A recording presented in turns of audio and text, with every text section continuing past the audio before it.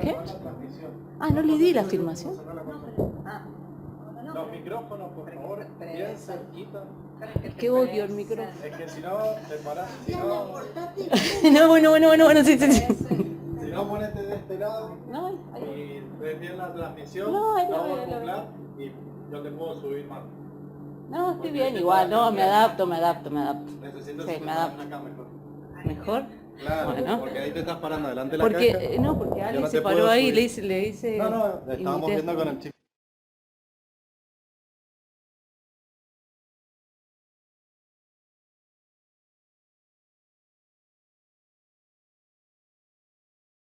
No es mi característica, la doctora Ojeda sabe.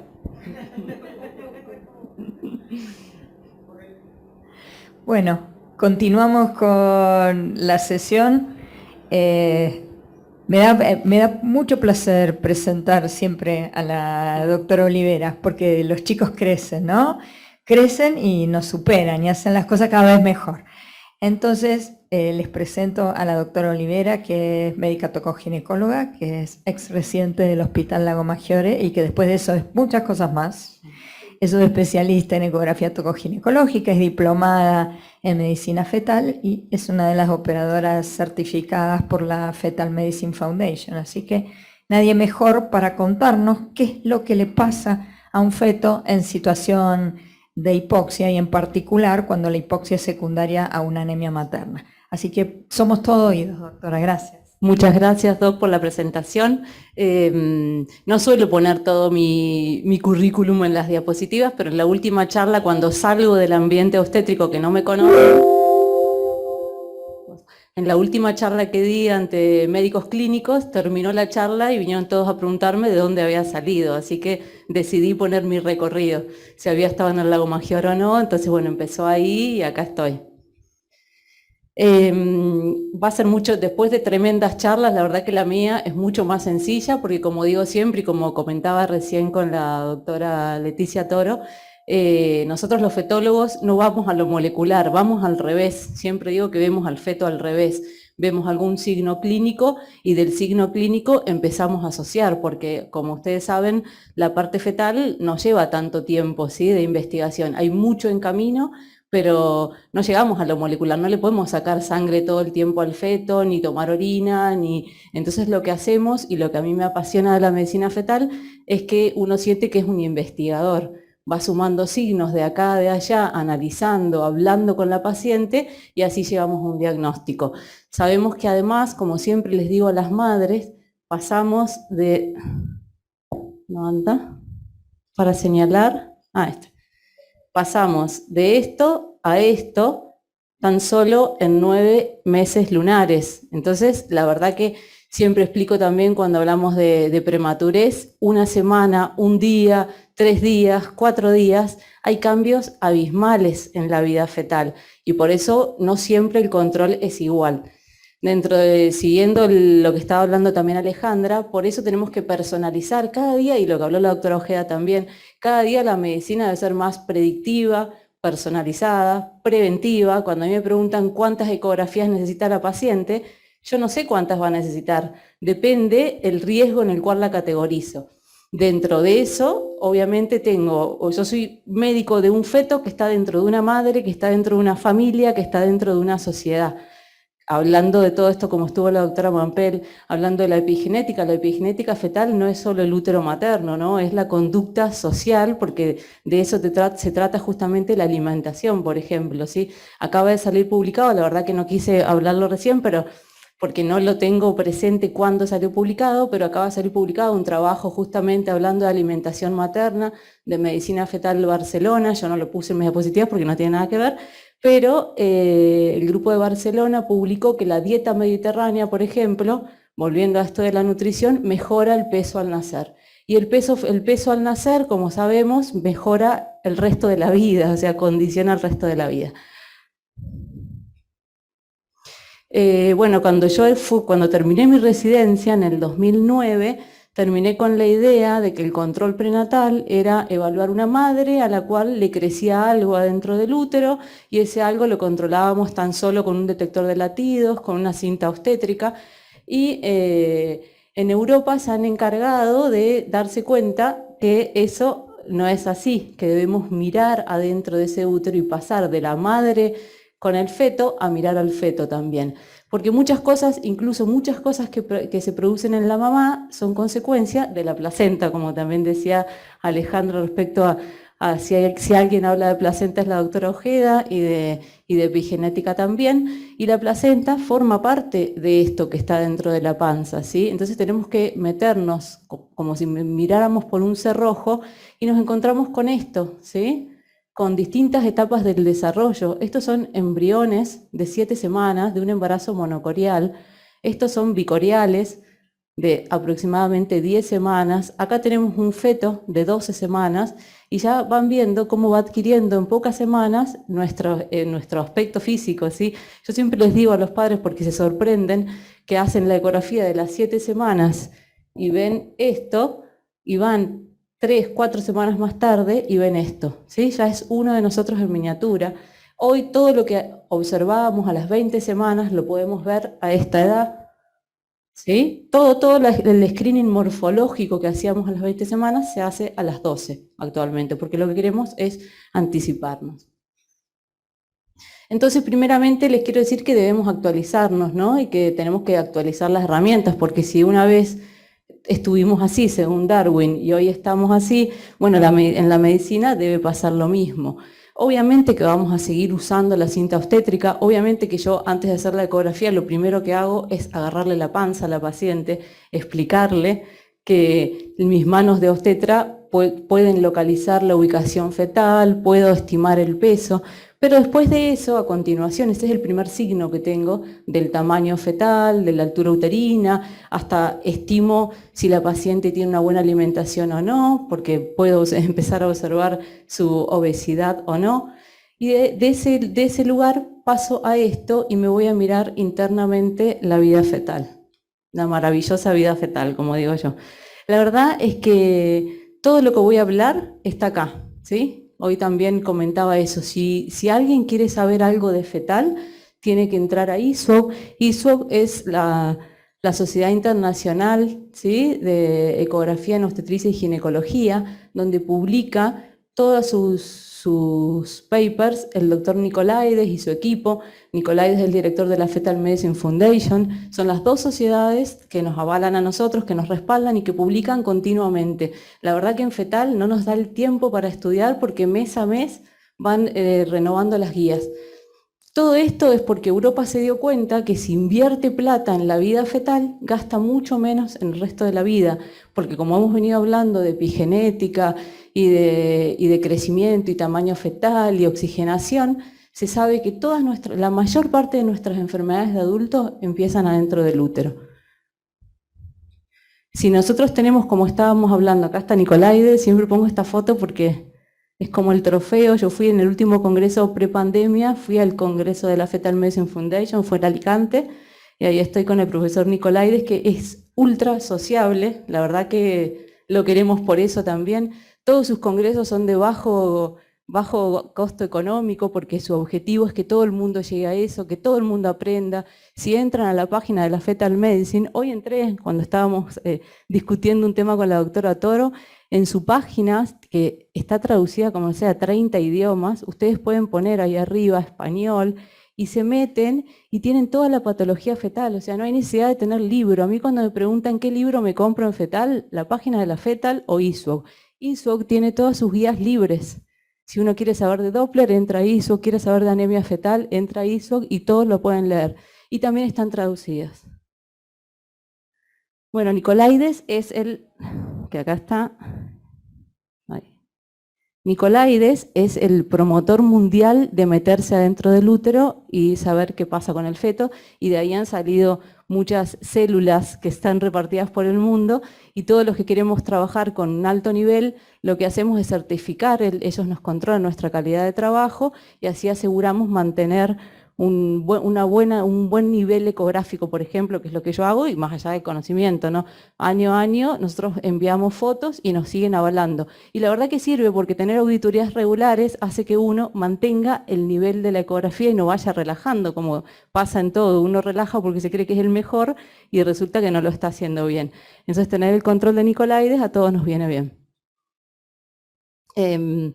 Entonces, esas sociedades científicas son las que mayor investigan en fetal y son las que nos dan toda la fuente de conocimiento, por eso no hay, y sus trabajos aparte son indiscutibles. La verdad que cuando a mí me dicen, no, que yo, por ejemplo, con preeclampsia, que siempre termino cayendo en preeclampsia porque es la patología más frecuente, yo en mis pacientes no veo eso que dicen en el trabajo. Entonces digo, y la verdad que no se puede discutir la vida ni en la vida profesional de uno, viendo siempre la misma patología, vamos a llegar a ver la cantidad de pacientes que recluta la fetal medicine. El trabajo de preeclampsia es de 35.000 pacientes, o sea, hay cosas que son indiscutibles, ¿sí?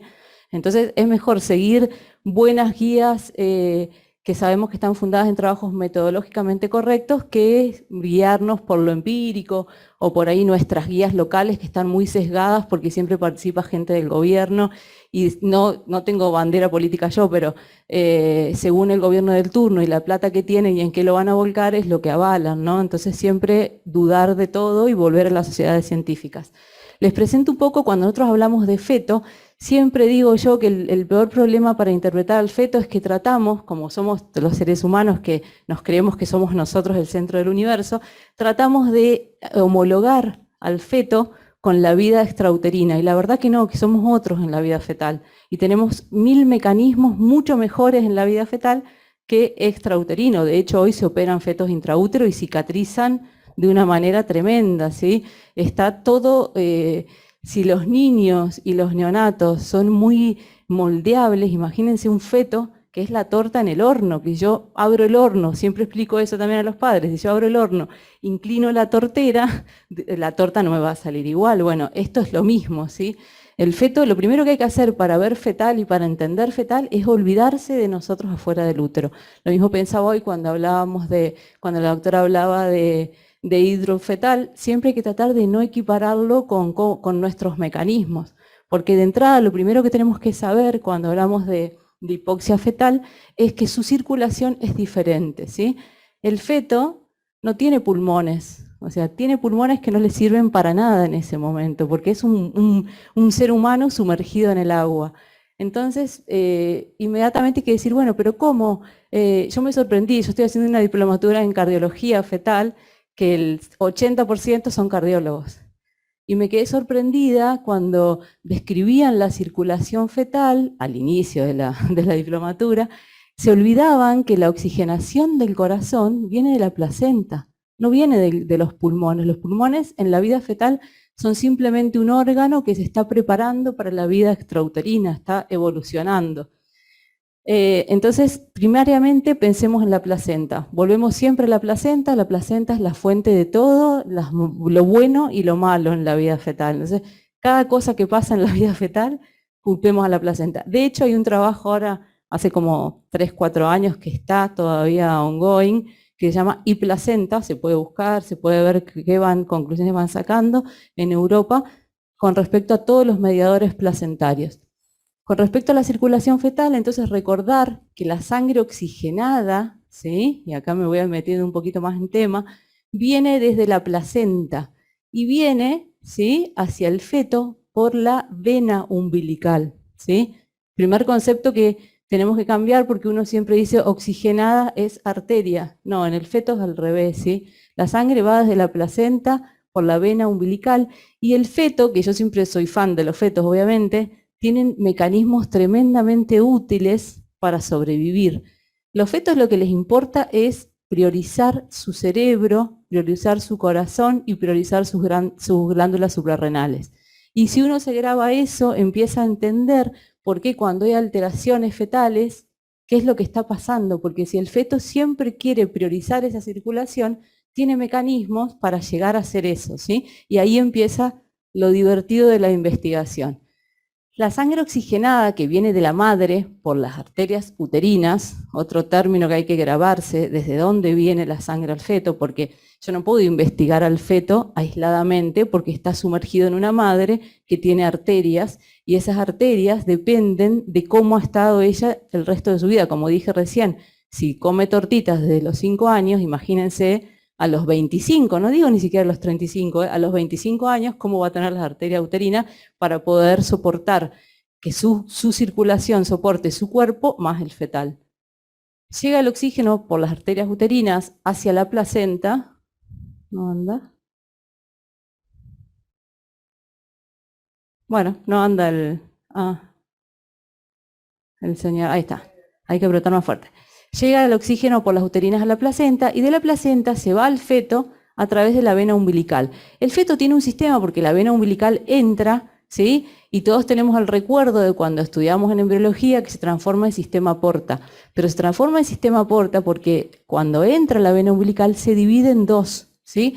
De un lado se va al hígado, porque el hígado es un órgano muy importante en el feto también, obviamente, todo es importante, pero desde el punto de vista justamente hematopoyético es el que produce las células sanguíneas, entonces se va gran parte hacia el hígado y tiene un vasito que se llama ductus venoso, que tal vez ahora les suena un poco más de cuando hacemos los riesgos genéticos, que es este sector de ahí con donde se ve brillante, justamente eso en Doppler se llama aliasing.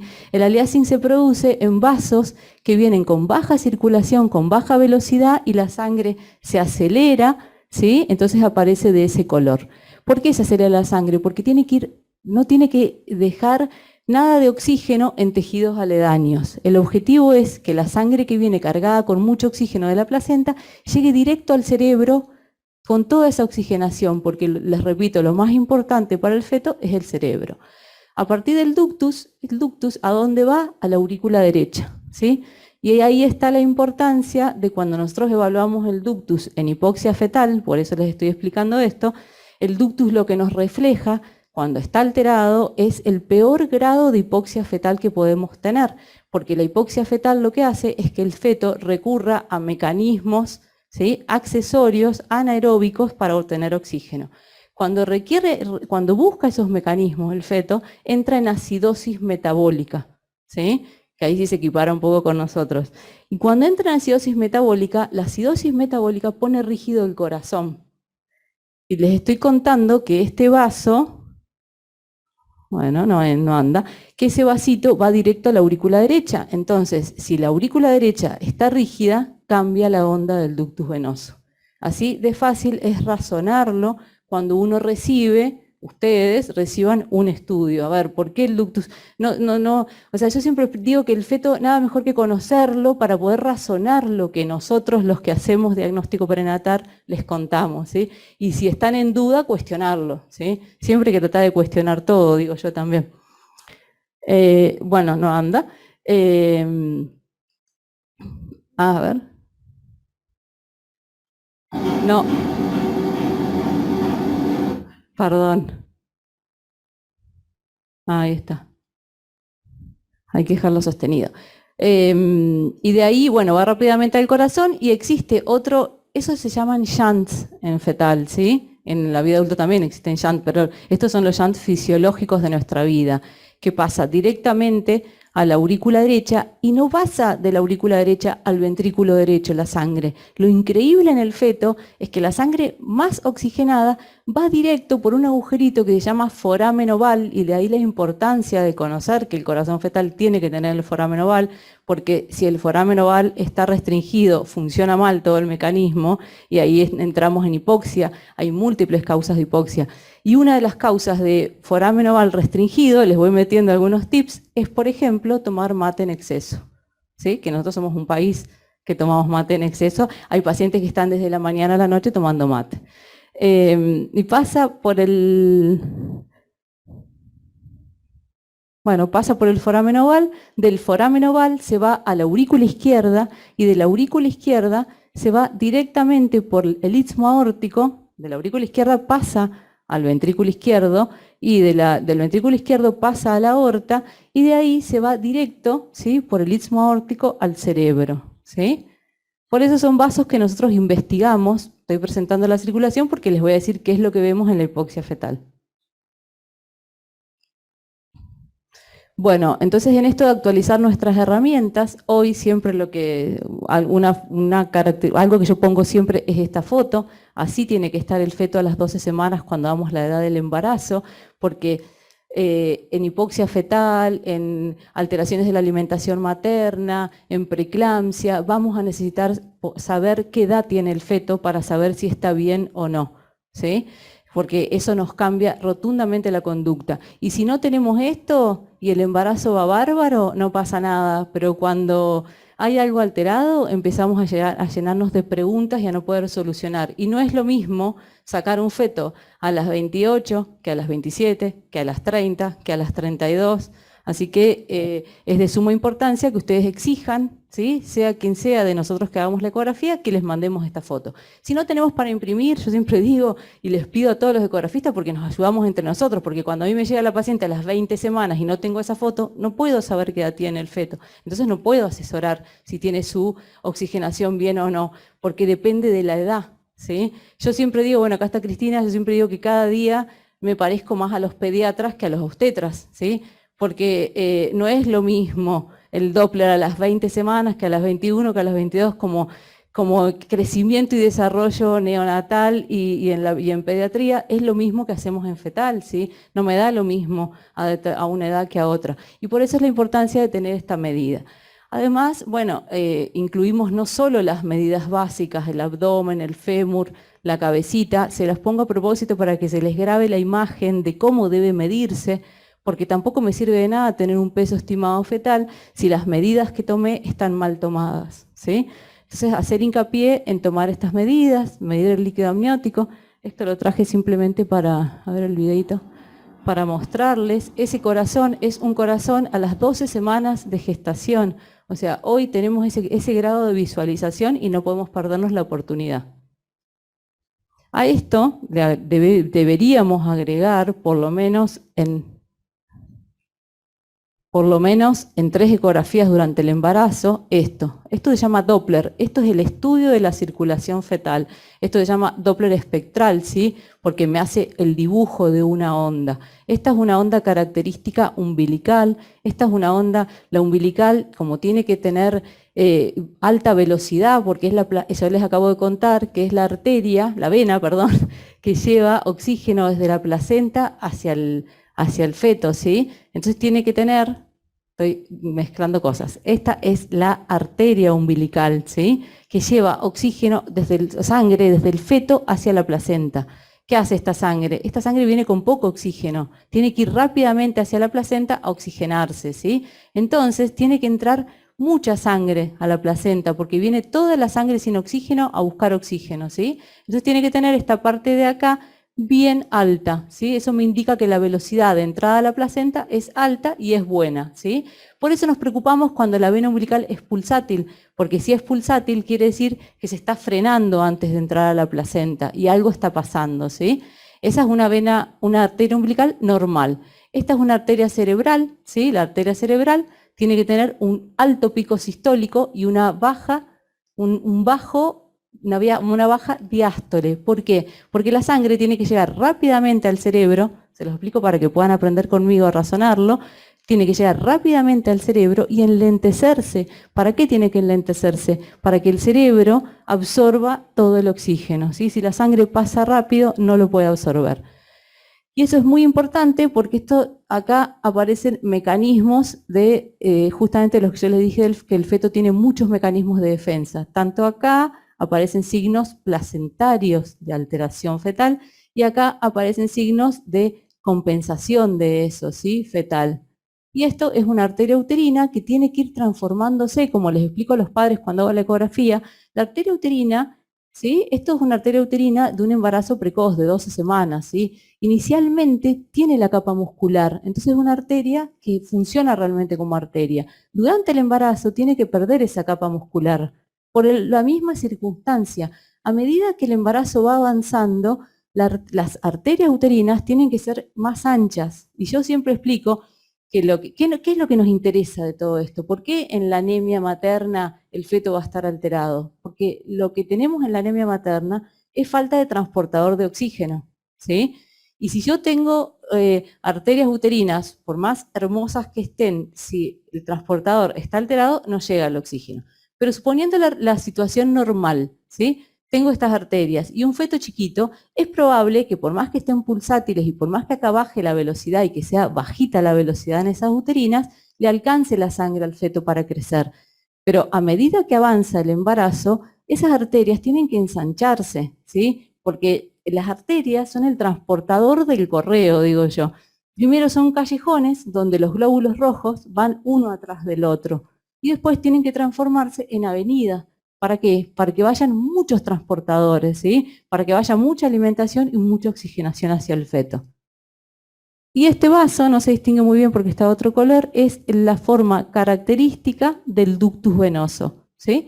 Que les dije recién, que es el final de la vena umbilical llegando a la aurícula derecha, por eso tiene una forma de onda que tiene un primer pico que es la sístole, ¿sí? Auricular, una segunda onda que es la diástole auricular, ¿sí? Y una segunda onda que se llama onda A, ¿sí? Donde la aurícula se está contrayendo y se está vaciando, enviando sangre al ventrículo. En el corazón fetal es un corazón que, como se está poniendo a punto, digo yo también, no funciona tan óptimamente como un corazón nuestro, ¿sí? Entonces recurre a otros mecanismos. Uno de los mecanismos del llenado ventricular es la contracción atrial, ¿sí? Por eso la aurícula se contrae. Cuando la aurícula se contrae y se vacía, hace un vacío y chupa la sangre del ductus venoso, y por eso esa onda A tiene que ser positiva, y por eso nos preocupamos cuando vemos un ductus venoso con onda A baja o reversa, ¿sí? Repasado un poco todo esto, que espero es un poco complejo si uno todavía no lo conoce, pero bueno, no hay forma de hablar de hipoxia fetal si no hablamos de la circulación. Tenemos que pensar entonces, yendo a nuestro tema, si estoy hablando de anemia materna, ¿hay algún riesgo fetal si la madre tiene anemia? Entonces, volviendo al cerrojo que les dije recién, me meto al útero materno, me meto al bebé y empiezo a investigar. Ay, se me desconfiguró ahí, bueno, tuve que cambiar el formato de la presentación, pero lo que dice ahí es respuesta fetal a la hipoxia anémica materna y ahí dice anemia materna igual hipoxia fetal, ¿sí?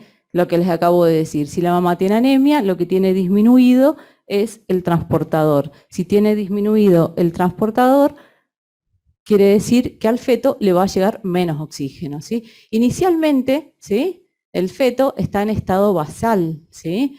Si esa anemia progresa, va a empezar a manifestarse, ¿sí? Y lo primero que tenemos siempre, siempre, siempre que un feto algo no le gusta es que se queda quieto. Y ahí yo siempre pongo el ejemplo con los niños también. Digo, el primer signo que uno tiene como madre o como pediatra que el niño está bien o está mal es porque se queda quieto. Si un niño se queda quieto, algo hay. Por eso también siempre recalcamos, y siempre les he recalcado a los residentes, cuando una mamá consulta e insiste que su bebé no se mueve, ni escuchar los latidos, ni señora va a estar bien, el bebé no se mueve si la madre dice que no se mueve. Y si el bebé no se mueve, algo está pasando ahí adentro. Habrá que investigar. Y lo segundo que empieza a hacer el feto, primero se queda quieto porque inteligentemente a cualquiera que le pase algo, un buzo en la vida submarina, si se le está terminando el oxígeno, no empieza a nadar, se queda quieto y trata de flotar. El feto hace lo mismo, se queda quieto y trata de sobrevivir. Y dentro de esa supervivencia, como les dije recién, prioriza el cerebro, el corazón y las glándulas suprarrenales. Y empieza a frenar el resto de su circulación. ¿Qué hace? No funcionan los riñones, entonces empieza a haber menos líquido, ¿sí? Ahí tenemos uno de los signos, tiene un oligoamnios o empieza a disminuir, porque la verdad es que cada vez vemos menos oligoamnios netos, cada vez tienen menos importancia porque hoy tenemos otras herramientas. Cuando yo era residente no existía el Doppler prácticamente, entonces bueno, nos guiamos por el líquido, por el color de la placenta, hoy ya no, ya tenemos otras cosas, evolucionamos. Y entonces podemos hablar de consecuencias de la hipoxia fetal, porque cuando me dijeron hipoxia anémica, digo, hipoxia anémica, es más, a la doctora Ojeda le consulté y me dije, la hipoxia en general, porque la verdad que nosotros, como les dije, vemos al revés. Yo me doy cuenta que el feto está hipóxico y después empiezo a investigar a ver qué pasa. Y nunca, como dijo Ale también, nunca es un solo factor. somos seres inmersos en un mundo multifactorial. Lo que hacemos es empezar a ajustar todas las variables para mejorar eso. Cuando yo veo un feto que está quieto, que tiene poco líquido, que empiezo a encontrar alteración en su crecimiento y redistribución de flujo, empiezo a atacar todo. Le digo, bueno, lo que dicen los europeos, baja laboral, no podés manejar, no estrés en la casa, es más, les digo a las mamás, modo Buda, ¿sí? Y ya hay trabajos también de Medicina Fetal Barcelona que, por ejemplo, el yoga y meditación mejora el crecimiento fetal. Entonces, no es tan como decíamos antes que el embarazo es un estado fisiológico de la mujer. No, es un estado fisiológico de la mujer distinto, ¿sí? No es la fisiología de la no embarazada. Realmente yo cada día viendo, yo la verdad que llego todo el tiempo a la estadística en restricción del crecimiento y en alteración del peso fetal porque veo mucho. Entonces, un 10% de los pacientes que yo sigo por mes tienen alteración del crecimiento fetal. Y me encuentro con mamás que, de hecho está tan normatizada la anemia materna entre nosotras, también quiero decir esto y quiero pedir que abran el ojo y que ajusten mucho más. Está tan normatizada la anemia que le pregunto a la madre, ¿usted tiene anemia? ¿Usted fuma? Empiezo con las preguntas de cuando veo al bebé chiquito, porque a ojo de obstetra se acuesta la paciente en la camilla, yo ya sé si el bebé antes de poner el transductor ya estoy sospechando una restricción del crecimiento, porque si tengo una altura uterina a las 28 semanas y yo ya con el ojo sé que tiene una altura uterina de 20, o sea, ya antes de empezar la ecografía le estoy preguntando, ¿come bien? ¿No come bien? ¿Vive estrés familiar? ¿Cómo está formada su familia? ¿Dónde vive? Esas son las preguntas que hay que hacer. Antes era el estilo de que el ecografista no hablaba con la paciente. Hoy no me entra ese concepto, o sea, nadie tiene que hablar más con la paciente para saber del feto que el ecografista, ¿sí? Muchas veces tienen tan normatizada la anemia que le digo, ¿te han dado hierro? ¿Te han dicho que tenés anemia? No tengo anemia. Y me dice, pero doctora, tengo los análisis, si quiere al final se los muestro. Me los muestra hemoglobina 9. O sea, y si entraba al consultorio y me decía que tenía hemoglobina 9, yo ya sabía que me iba a encontrar con un feto restringido o con alguna alteración, ¿sí? Entonces, nos pasa a los obstetras dos cosas, siempre digo.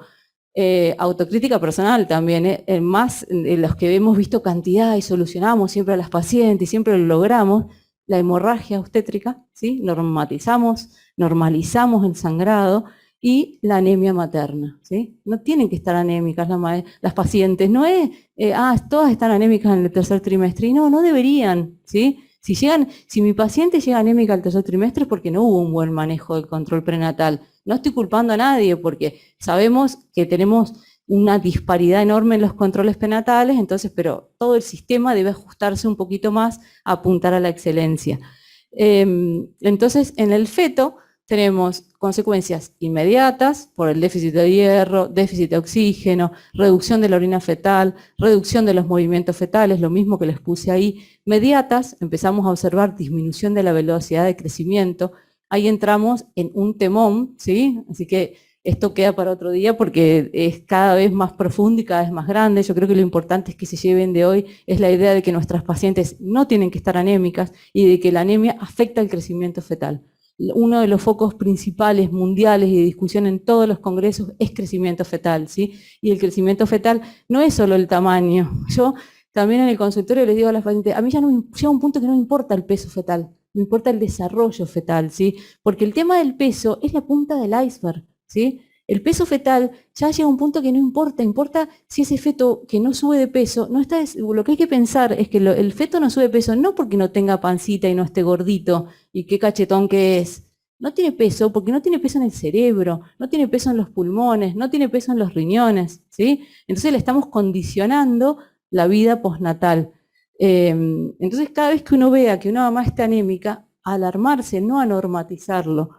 Inmediatamente, la verdad que, bueno, ahora con la pandemia, es increíble, o sea, yo ahora estoy guardando toda la información para hacer trabajos cuando tenga un año de estadística, ¿no? Pero inclusive con el COVID lo vimos, ¿sí? Yo venía siguiendo, incluso hay una doctora amiga mía, que es paciente del doctor Ubera, la Connie, Constanza Oliveri, tuvo COVID, venía bien el crecimiento fetal, tuvo COVID, siguiente control, disminución de la velocidad de crecimiento. Y yo vuelvo a equipararme con los pediatras cuando un niño está enfermo. ¿Qué pasa cuando un niño está enfermo? Frena el crecimiento. En el feto es lo mismo. ¿sí? Y en el caso de COVID, por ejemplo, que dicen, pero si COVID no pasa a la placenta, no afecta al feto, pero afecta a la madre. Y cualquier efecto hipercatabólico materno, como son las infecciones, ¿sí?, afectan el crecimiento fetal, porque siempre también les explico a las mamás, para ser clara y sencilla, el cuerpo materno no sabe que la mamá ama el bebé, que está preparando la cunita.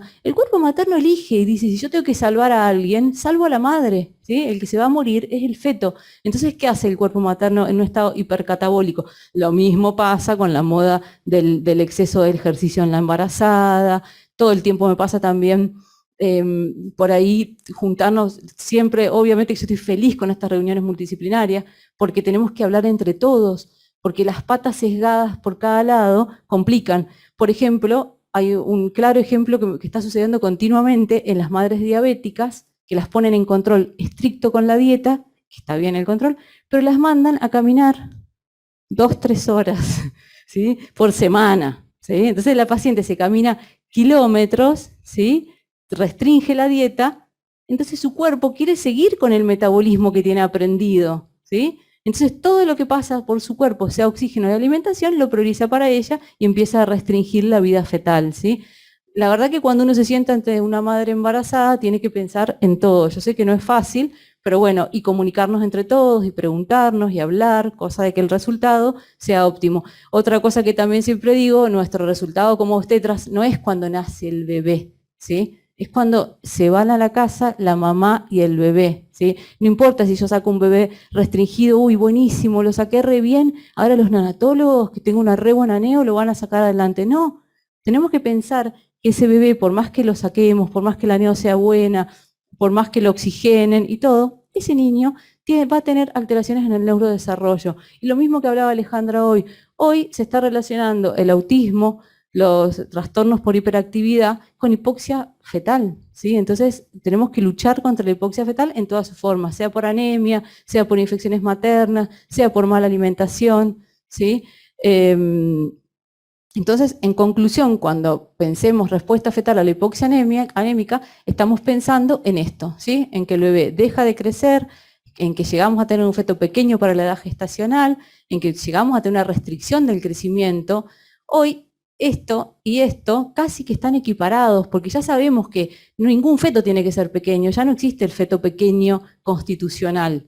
Todos los fetos pequeños algo les pasa, ¿sí? Nuestra especie no es para ser pequeña, ¿sí? No es que porque se normatiza, esto ya me meto un poco más en restricción del crecimiento, pero se normatiza un percentilo, que es el percentilo 10, como para decir, bueno, a ver, ¿desde cuándo tengo que abrir la manguera porque se me está quemando la casa? Pero tener un feto, el mejor percentilo de nacimiento, ya se sabe por trabajos neonatales y por respuesta neonatal, es el 80.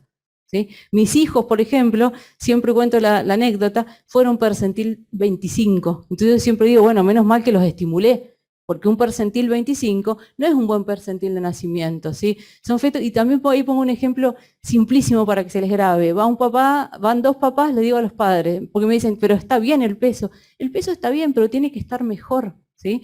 Y no es lo mismo si yo llevo 2 niños a jugar al fútbol y uno es fortachón, ¿sí?, a uno fortachón y otro flaquito, ¿sí? Yo siempre les explico, el momento del parto, sea parto cesárea, es un momento crucial para el bebé. Y siempre les digo a los residentes y lo explico en la facultad, el feto se juega el partido más importante de su vida fetal en el momento del parto y tiene que llegar bien preparado. Y un feto que tiene un tamaño adecuado, no por el peso, por la pelvis, sino que asumimos que un feto que tiene un tamaño adecuado va a tener mejores resultados neonatales, ¿sí?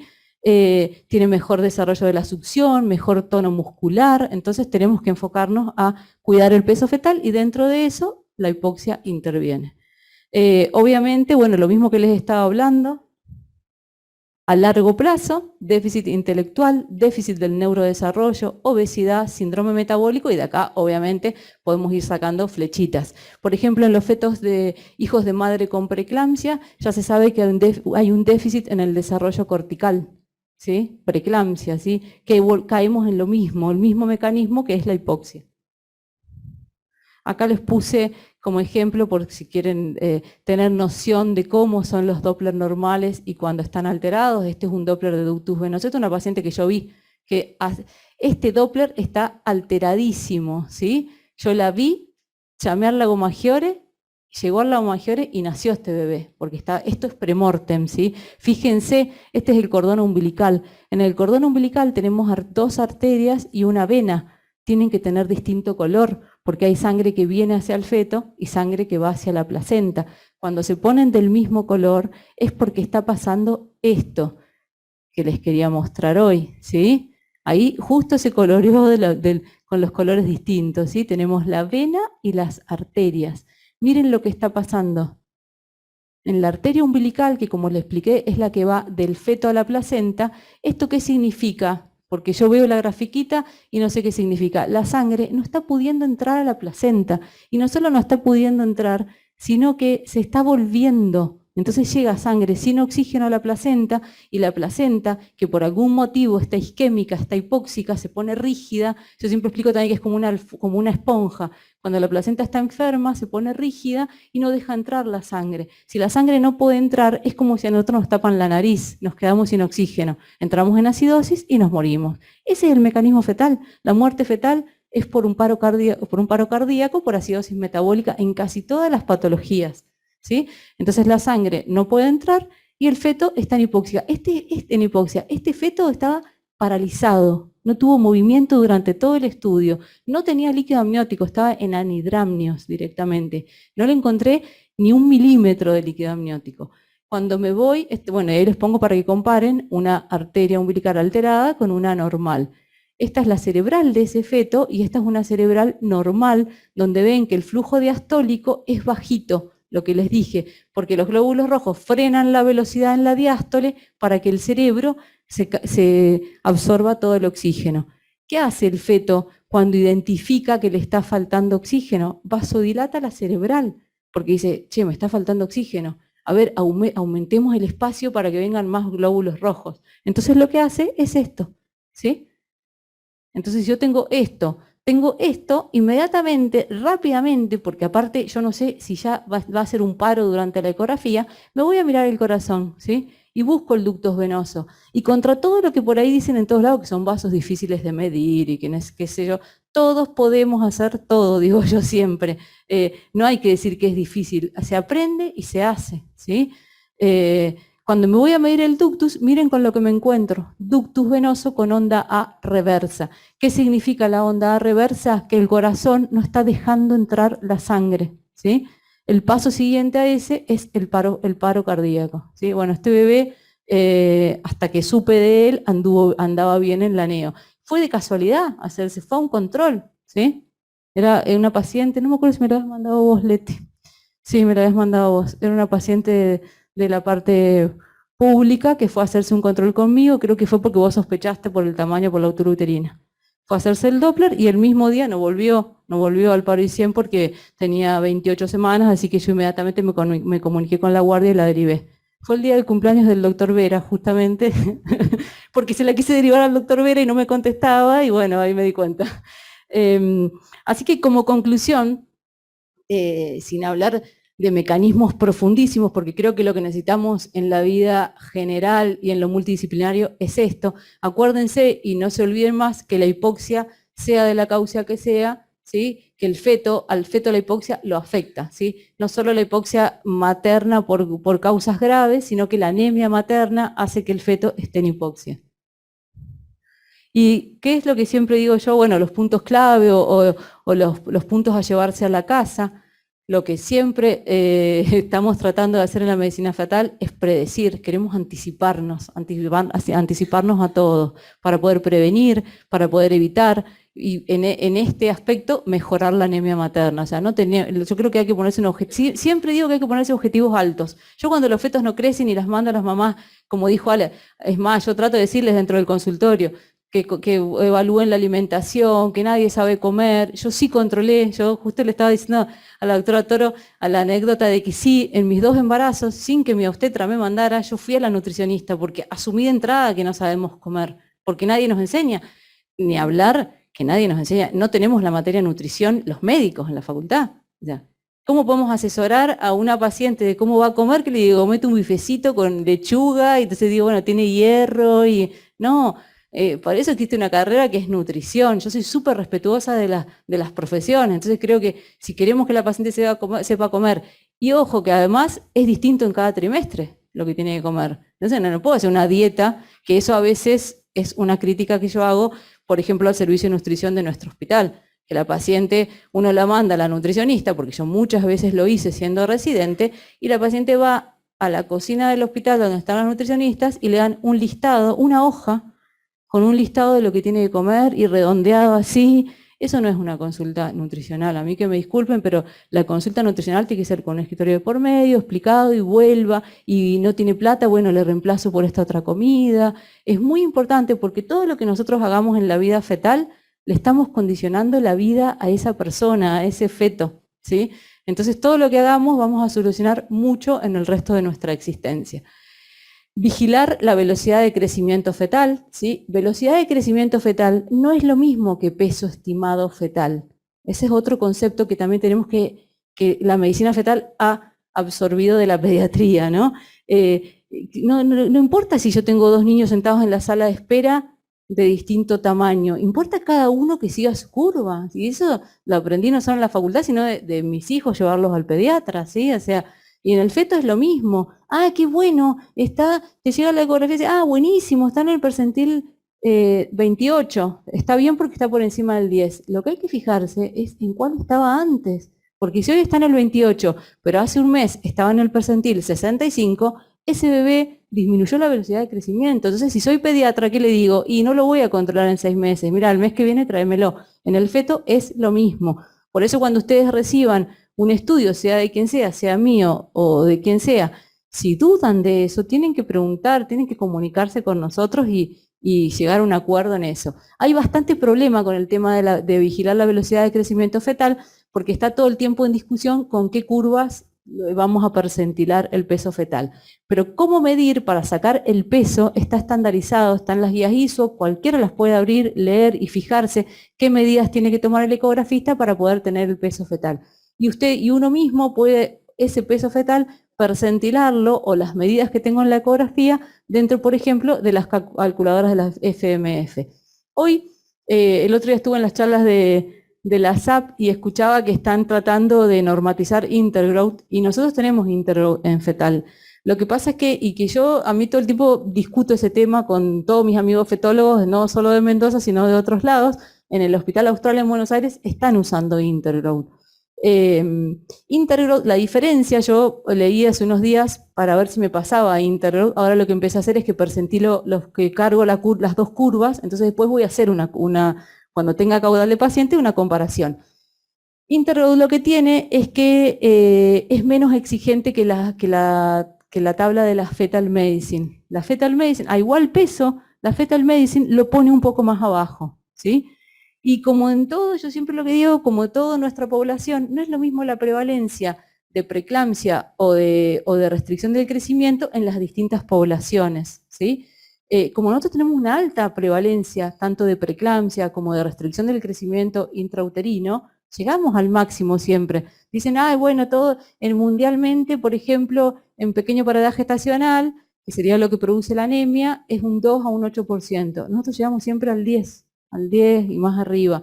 Entonces yo creo que cuanto más prevalente es una patología, tenemos que exagerar un poco más la observación, ¿sí? Y agregado a eso, que nosotros no tenemos controles rigurosos estandarizados. Entonces por ahí la paciente, yo la controlo y depende de qué medio sea. Yo tengo de todos lados pacientes, de toda la parte pública, de la parte privada. Es muy amplio la población que yo veo en el consultorio. Hay pacientes que vienen a las 2 semanas a controlar el peso y hay otros que aparecen a las 4 semanas y yo no puedo creer que el feto, por ejemplo, que venía en un percentil 1, todavía esté vivo. Llego a esos extremos, ¿sí? Pero bueno, lo que tienen que... La Intergrowth les da mejor. Es mínima, con la de la fetal es mínima la diferencia, pero es...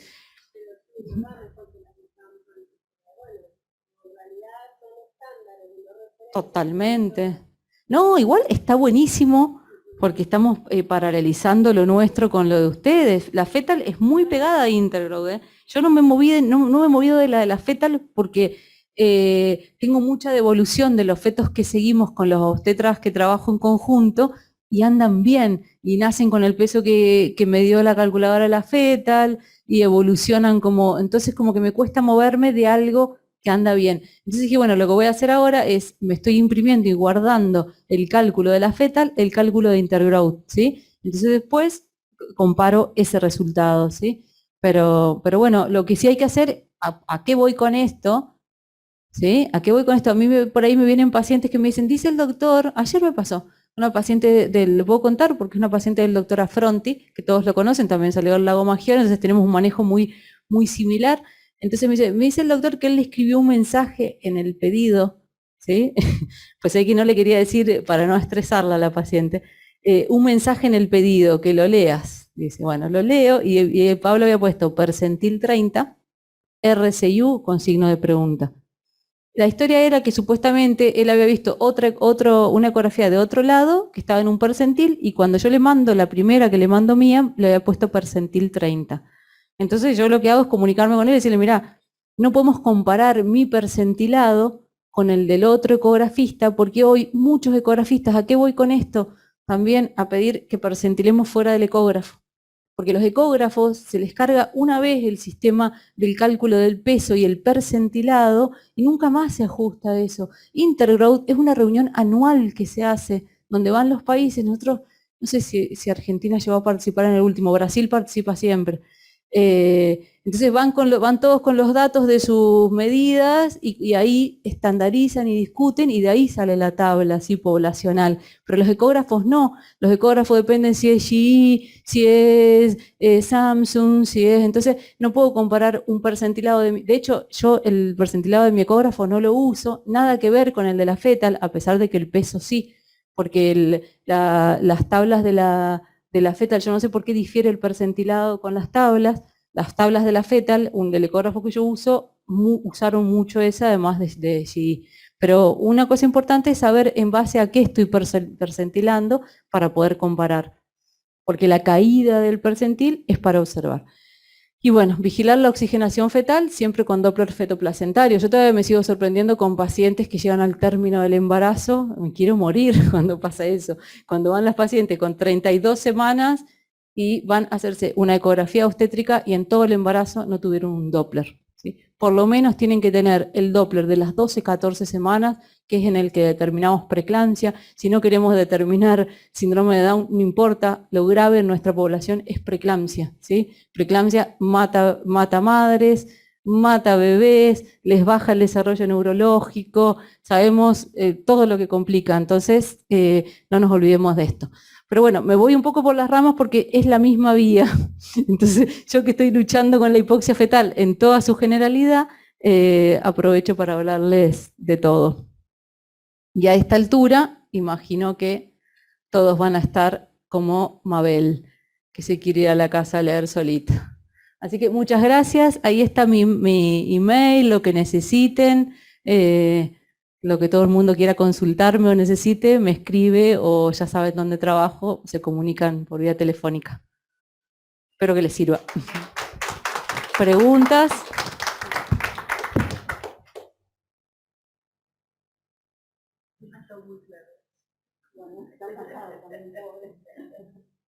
Por eso hice 15 diapositivas, que siempre me extiendo.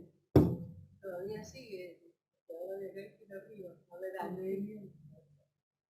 bueno, ahora vamos a luchar para que no haya niños embarazada.